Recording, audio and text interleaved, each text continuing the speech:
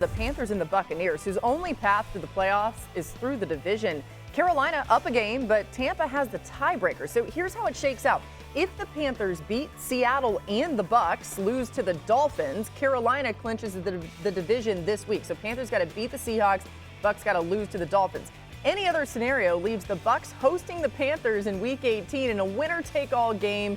ESPN Analytics says there's a 90% chance of that coming to fruition. Pretty interesting. Jeremy, what are you hearing about Tampa trying to turn this around?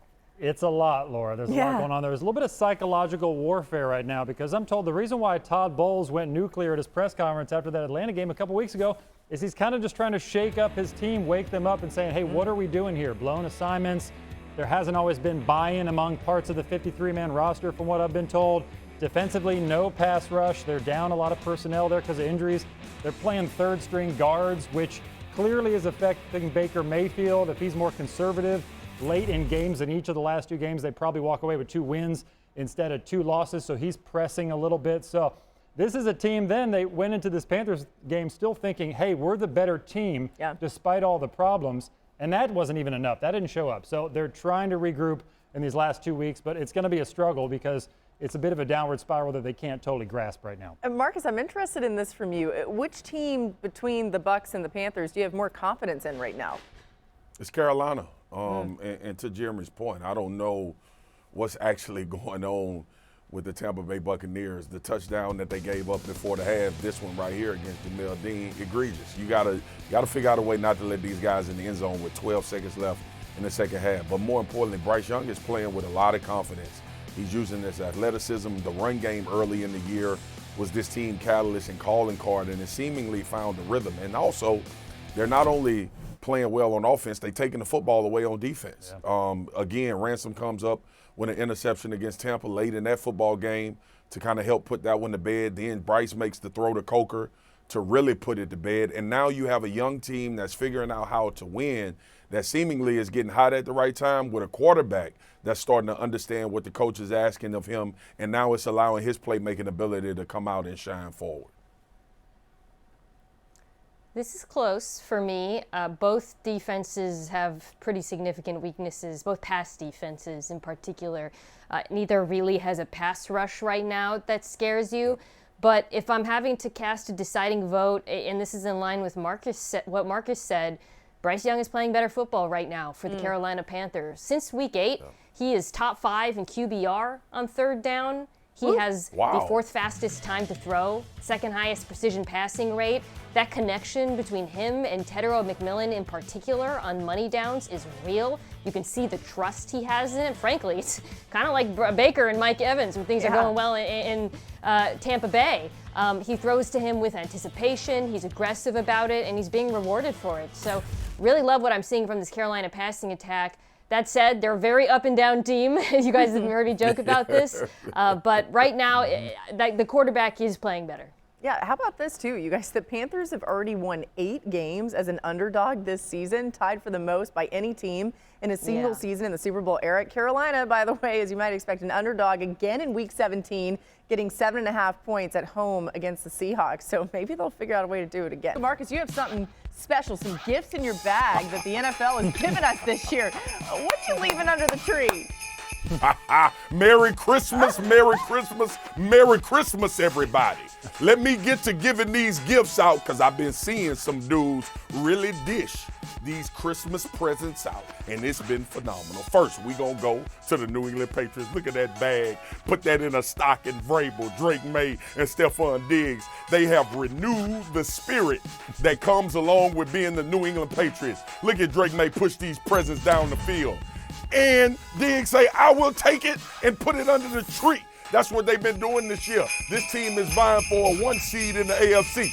Look at the gift just freely flow out there in New England Patriots land. That's a hell of a stocking stuffer right there because they are stuffing the stat sheet on offense, and Vrabel got this team rolling straight into the playoffs. They're going to be playing after Christmas, y'all. Merry Christmas, New England Patriots fans. Secondly, let's go to that doggone Trevor Lawrence and them Jacksonville Jaguars. I know it stays hot in Florida. I know that it doesn't snow and you don't have a white Christmas. But Trevor Lawrence is making sure that the Jacksonville Jaguars are going to play after a white Christmas. I'm up here in New York. It's cold. It's about 35 degrees. That's what Trevor Lawrence has been. Cold as ice. He's finding all kind of people to dish presents out to. Look at him hold the gifts as he put them under the tree. I was there earlier this year for Monday Night Countdown. I didn't know what Christmas was going to look like for the Jacksonville Jaguars, but it looked like they mom and daddy got all the money to put all the gifts under the tree. Lastly, Aaron Rodgers. Now, y'all remember when y'all was young and your grandparents would get you them socks or they'll get you a pair of drawers and every year you could count on it? I know mine did. They ain't have a lot of money. It was $5 a pair of drawers and a pair of socks. That's what Aaron Rodgers is doing. He's 42 years old, y'all. He's been playing a lot of times after Christmas. He got the Pittsburgh Steelers rolling. May be the 1 seed coming out of their division.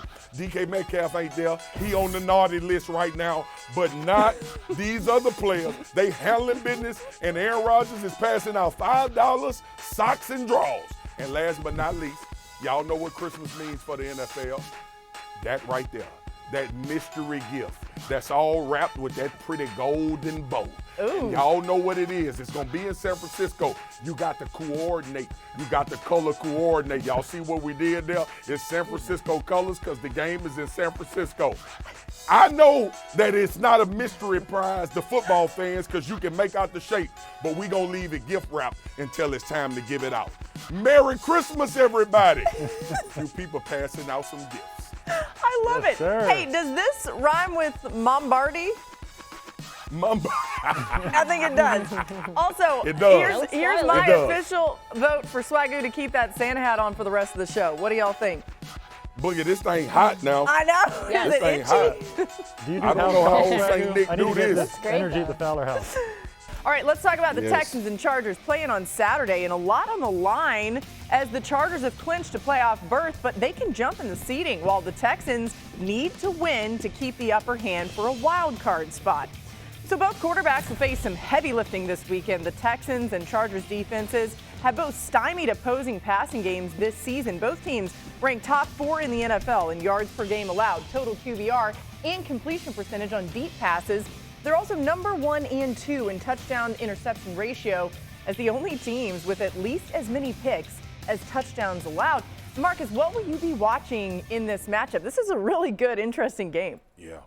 There is no secret to what the Houston Texans defense is, which is why I think Justin Herbert's legs is going to have to be a big part of what the Chargers have the ability to do from an offensive standpoint.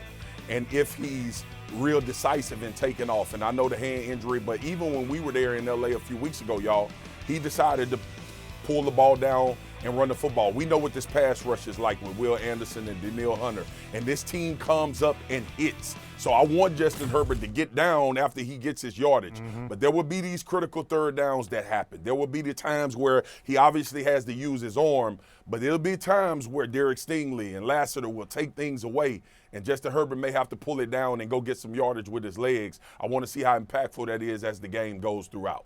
Swagger, that's a great point because every team I talk to after they play Houston, they say the same thing, that we are beat dang up. They are the most physical team in the league. Every team says that. And so that's what's fascinating about this matchup because how much is Herbert going to run knowing that Houston doesn't really feel like they have to blitz a whole lot because they have those 2 elite pass rushers that come off the edge. And so Herbert, if he's tempted to run, they're just going to wait for him and then they're going to hit him 4 or 5 yards downfield with no problem. So he's had the hand injury issue. He's played beat up. We know he's tough, but how tough is he going to have to be to get through this game? Yeah, it's funny, right? You see the Chargers and the Texans, and you immediately think, whoo, those offensive lines against those defenses. The difference, I would argue, is that the Texans' offensive line has been a little bit better this year. I'm not totally bought in, but you're seeing some improvement. They're able to actually pick up a blitz.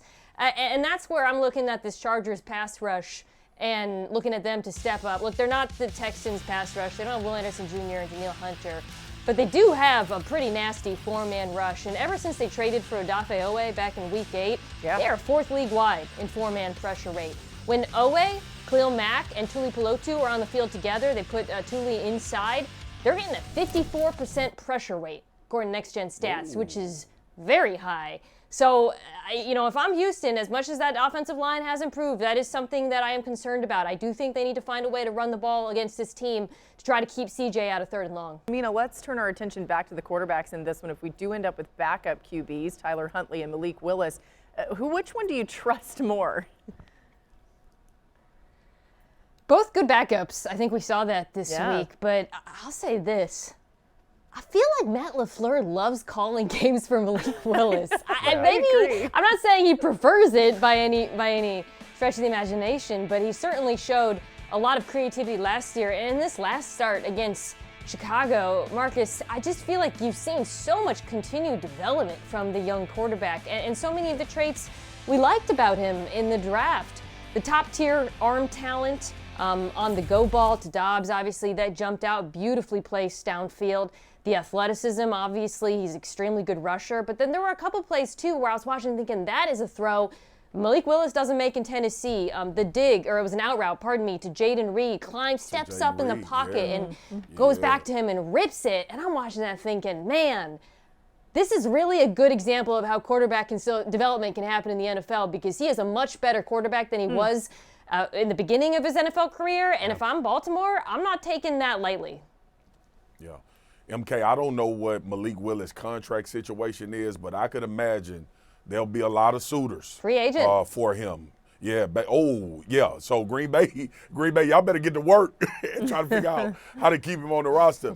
I'm going with some confidence in the Ravens, and I don't know why. I mean, maybe it's Christmas. I'm feeling charitable. But I just want to see some fight for this team, from this team. And look, last week, man, they had multiple opportunities to win this football game, and the turnovers have been obviously cataclysmic for them. Derrick Henry's fumbles, Zay Flowers getting the ball punched out from behind him. But throughout that game, you could see some of the semblance of dominance with Patrick Ricard in the backfield, and Derrick Henry was going, even though they didn't play him late in that football game. So I think the Ravens are going to play inspired football, and I don't know if it's so much about them. Obviously, they want to continue to have themselves in position to try to get into the playoffs, but I don't know if it's about that. I think it's going to be more about this organization's identity is going to be up for discussion and for everybody to be able to talk about it. And I think the Ravens come out swinging against the Packers and potentially are in a fourth quarter game with this football team. Yeah, Swagu, they definitely have the talent to do that, but that's been part of the issue and why I'm told there's been a little consternation behind the scenes with some of the players and coaches as far as why are we underachieving, whether it's turnovers or the use of Derrick Henry. I know some players there feel like, hey, we've got Henry, we've got a good line, we've got Ricard, and we've got good tight ends. Why are we not just bludgeoning people consistently in the running game? And you see it. Sometimes they're great at it. Sometimes they get away from it. It's a struggle there because they know they have playmakers on the outside too. So they're trying to feed everybody, get everybody involved. Sometimes that hurts them a little bit. But they could get it together in these last few weeks if they can somehow sneak into the playoffs. I mean, they were my Super Bowl pick. They're far from that now. Me too. But the talent is there. And, you both mentioned Malik Willis. He's made himself some money. He has. Just talking to some other teams in free agency, you got Daniel Jones, who's probably the top free agent quarterback. He's going to have to heal. He could be number 2. Yeah, that's right. At least for now, Malik Willis is healthier. Go ahead, Mina. Yeah, no, I would say, I know I was talking about Malik Willis and his athleticism. Tyler Huntley can still move. You saw that. Yeah. We've seen that throughout the season on designed runs. He adds to that. So if you have him in the backfield along with Derrick Henry, obviously he's the quarterback, then there is that threat and numbers advantage too against opposing defenses. I will say this. The Packers pass rush without Micah Parsons really took a step back. You saw that last week against Caleb. They got to blitz it a lot. They had to blitz a lot, pardon me. That's something that Baltimore should be prepared for regardless of who's playing quarterback. I expect Green Bay to send pressure again the way they did. Listen, I went to bat, and here's the lightning rod. They say we always trying to find a sound bite. I went to bat for Jim Harbaugh earlier in this season. And when this team was underachieving, John Harbaugh, I'm sorry. Yeah. When this team was underachieving, and this fan base is really, really getting tired, and they thin-skinned when it comes to John Harbaugh and the Baltimore Ravens and how far they can go. This game is going to say a lot about how that temperature is going to go going forward and ultimately in the offseason. I think this game has much more implications than the Ravens just making the playoffs.